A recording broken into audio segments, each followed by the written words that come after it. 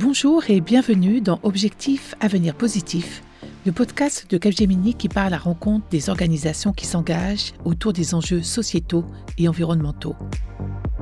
Symbole d'un monde du travail en pleine mutation, le secteur du numérique est l'un des plus porteurs en matière d'offres d'emploi. D'après le rapport du Conseil national du numérique, pas moins de 1,75 million d'offres d'emploi seront à pourvoir d'ici 2030. Comment forme-t-on aujourd'hui à ces nouveaux métiers ? Où trouver les talents manquants ?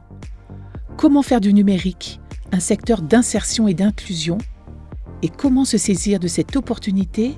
Je suis donc ravie d'accueillir Yann Tanguy, délégué général du réseau Les entreprises pour la cité et membre de Innovavenir, un programme de sensibilisation aux enjeux du numérique.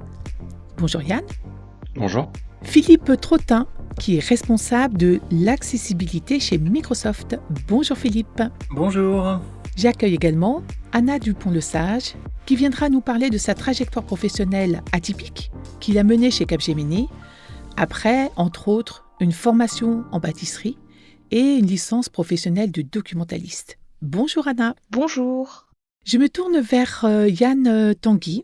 Vous avez intégré le réseau Les entreprises pour la cité qui s'engagent pour une société plus inclusive et vous êtes membre du programme de sensibilisation aux enjeux du numérique Innovavenir. Quelles actions menez-vous aujourd'hui concrètement pour développer les compétences technologiques des jeunes ? Alors, je précise que notre association, les entreprises pour la cité, a créé ce programme Innovavenir depuis maintenant un peu plus de 5 ans et le déploie à l'aide de ses partenaires fondateurs, dont Capgemini. Notre action, en fait, avec Innovavenir se situe dans un cadre plus global pour favoriser, en fait, l'insertion professionnelle des jeunes. Et partant du principe que le monde professionnel est aujourd'hui digital, il nous a semblé important dans le cadre de ce programme de proposer aux jeunes des ateliers de sensibilisation dits de culture numérique. Voilà, on souhaite en fait les encourager à tirer le meilleur parti du numérique dans leur vie de scolaire et d'étudiants et voilà, à nouveau en faire des citoyens éclairés. Donc, effectivement, comme vous le disiez, les jeunes, on a l'impression qu'au collège et au lycée, ils ont une vraie culture du digital.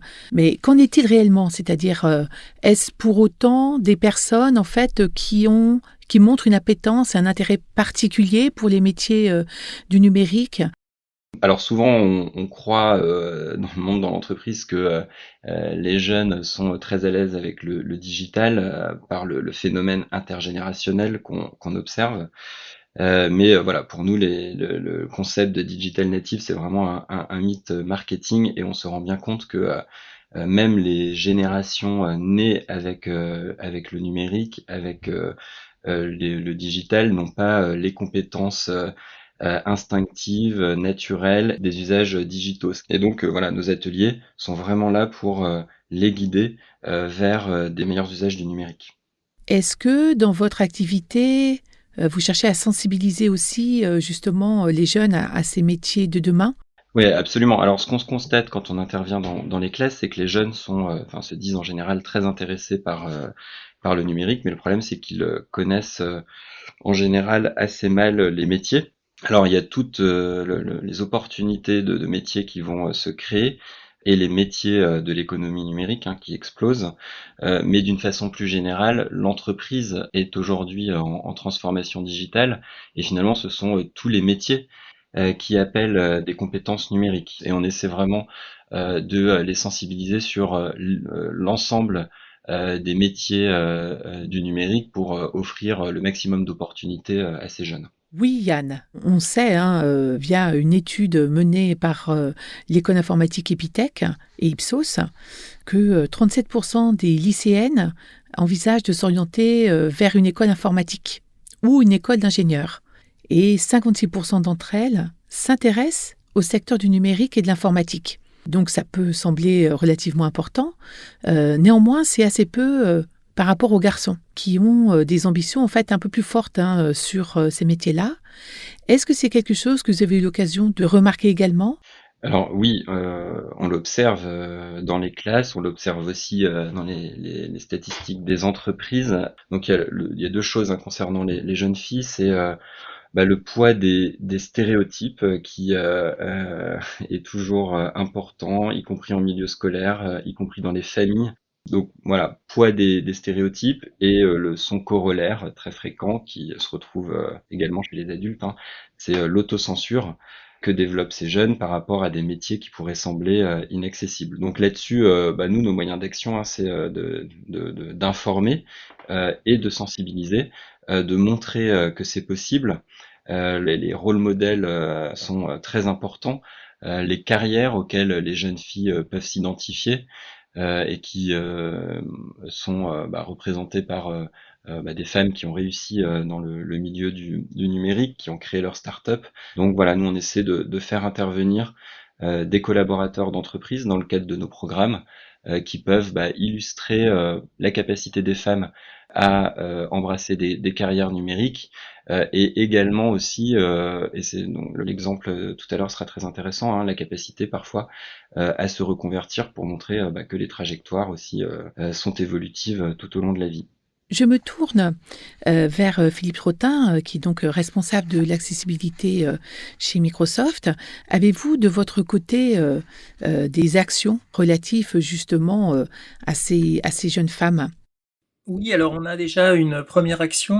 On intervient chaque année en fait, principalement dans des primaires ou au collège, sur une activité qui s'appelle 1 heure de code.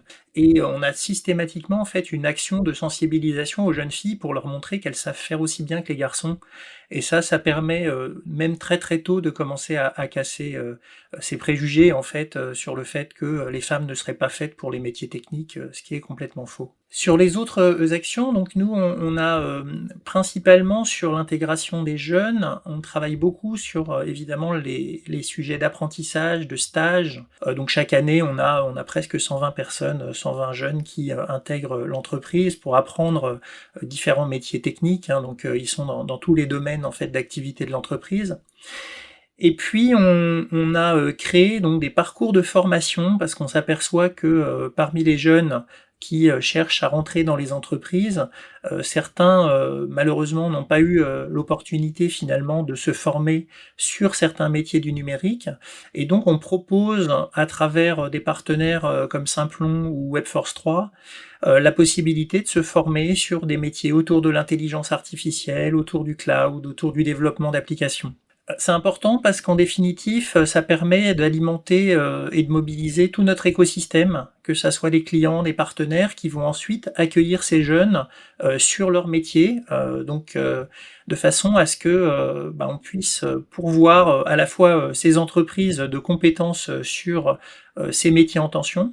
Et puis en même temps, c'est vertueux puisqu'en définitive, ces jeunes, une fois qu'ils sont intégrés dans l'entreprise, ils ont aussi cette sensibilité pour accueillir d'autres étudiants et donc d'attirer en fait leurs amis, leurs copains ou leurs copines pour venir travailler sur ces métiers. Et Philippe, je me permets effectivement de vous donner une précision. Qui sont ces personnes qui intègrent ces formations de quelques mois avec Simplon, par exemple? Alors, il y a différentes typologies de jeunes. Souvent, donc, c'est des jeunes qui sont éloignés de l'emploi. Donc, soit ils ont arrêté leur scolarité, ils peuvent être demandeurs d'emploi, évidemment.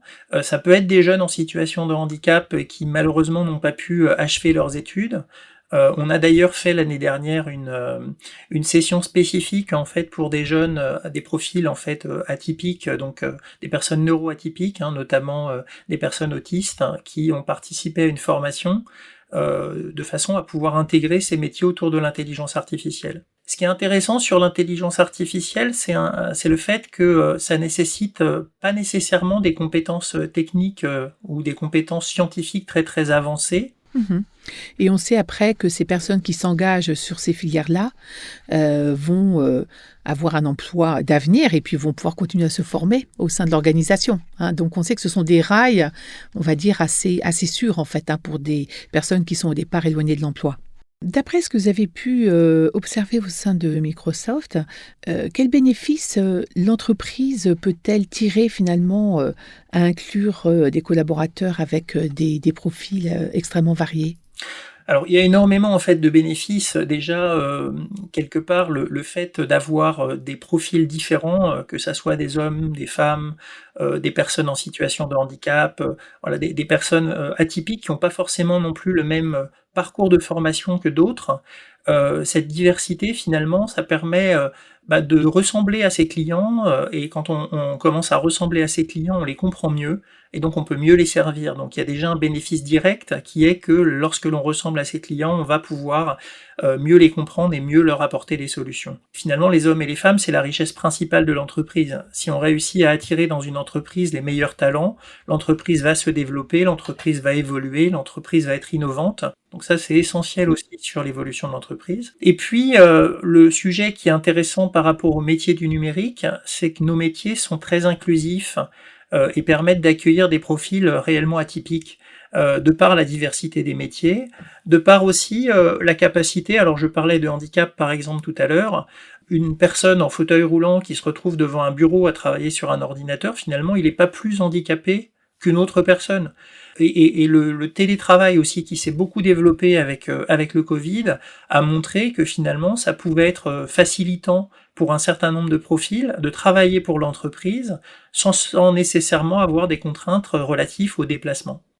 Merci beaucoup Philippe pour ces retours d'expérience très intéressants. Je suggère que nous écoutions à présent le témoignage d'une personne qui peut montrer effectivement les différentes opportunités qu'offre le numérique pour des personnes qui initialement ne pensaient pas s'engager dans cette voie. Je me tourne vers Anna Dupont-Lesage. Bonjour Anna. Bonjour. Est-ce que vous voudriez bien revenir pour nous vers ce choix de reconversion au métier du numérique ? Alors c'est vrai que j'ai un parcours particulièrement atypique, il y a énormément de choses qui font écho dans tout ce qui vient d'être dit par mes deux comparses, puisque je suis aussi très intéressée par la notion de diversité. Et c'est vrai que à 17 ans, je voulais devenir chocolatier ou chocolatière, je ne sais pas si on peut dire. J'ai fait une allergie à la farine parce qu'il faut faire de la pâtisserie avant, et derrière j'ai eu un parcours particulièrement chaotique. J'ai jamais vraiment arrêté de travailler, j'ai toujours eu au moins des emplois saisonniers. Et au moment de passer un diplôme, il s'est avéré que impossible de trouver du travail. C'était déjà dans les métiers du numérique, donc c'était une demi-reconversion, sauf que ce qui m'était systématiquement reproché, c'était de ne pas avoir de compétences techniques IT. Donc j'ai pris la première formation qui passait, j'ai fait du HTML et du CSS, et en fait ça m'a permis d'être effectivement repérée par une recruteuse RH chez Capgemini qui m'a proposé de faire une formation en POE, donc préparation opérationnelle à l'emploi. Et je suis arrivée dans une équipe où j'ai fait des incidents et où ça s'est très bien passé. Et j'ai commencé à monter au niveau 3 assez rapidement, où c'est des problèmes dont on ne connaît pas la solution, donc il faut la trouver, ou des problèmes qui sont résolvables avec une solution technique plus ou moins complexe. Donc j'ai fait des incidents pendant peut-être 1 mois et demi. J'ai eu beaucoup de chance parce que la chance joue aussi. Il y avait quelqu'un qui était disponible pour me former sur la technologie qui m'intéressait. Et donc j'ai eu 1 mois de formation intensive juste après les 3 mois de formation intensive pour apprendre du coup les métiers de l'infrastructure. Et j'ai pu monter assez vite dans une équipe de donc L3. Donc avec de la maintenance opérationnelle et ce genre de choses. Je me suis assez vite adaptée, on m'a proposé un poste de team leader suppléant. Donc j'étais en binôme avec quelqu'un qui faisait ça depuis un moment, qui est parti vers d'autres projets. Donc je me suis retrouvée team leader et derrière j'ai petit à petit étendu mon scope, donc étendu la variété de ce que je faisais. Je suis allée chercher des choses plus intéressantes dans les équipes à côté parce que je commençais à maîtriser mon périmètre. Je suis allée chercher des choses qui relevaient du projet en pouvant aider d'autres contrats que celui dans lequel je travaillais. Et finalement, je suis passée en début d'année Service Delivery Manager pour l'appellation générique. Mais c'est très intéressant, très enrichissant. Anna, pour vous, en quoi les métiers du numérique, finalement, peuvent-ils offrir une porte d'accès intéressante au monde du travail ?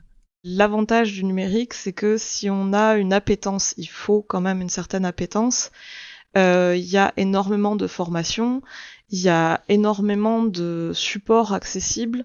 On peut se former, s'auto-former, c'est compliqué, mais on peut faire ce chemin et accéder à des variétés d'emplois qu'on ne soupçonne pas. Parce que j'ai dit en 2016, je ne ferai pas d'informatique, il est hors de question que je fasse du code, parce que dans ma tête, l'informatique, c'était du code. Je ne ferai pas de management, il suffit de voir où j'en suis aujourd'hui. Parce qu'on a souvent une vision très biaisée de qu'est-ce que l'IT. L'avantage du numérique, en ce moment particulièrement, c'est qu'il y a énormément de postes à pourvoir.